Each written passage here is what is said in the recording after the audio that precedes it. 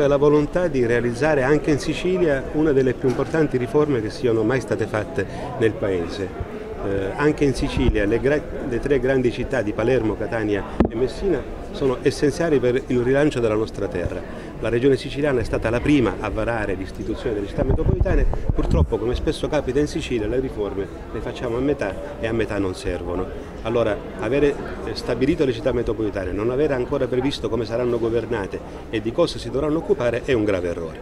Allora la mia richiesta oggi qui all'Assemblea regionale è una richiesta semplice e chiara: si faccia un articolo unico di recepimento della legge del Rio che ha consentito a livello nazionale oggi di far partire le città metropolitane. Nei primi giorni di ottobre nelle 10 grandi città metropolitane del paese, del resto del paese, si eleggeranno i consigli metropolitani e si partirà operativamente. Noi abbiamo bisogno di recuperare terreno perduto, intanto si recepisca la legge e poi se si vogliono fare perfezionamenti e miglioramenti lo si facciano.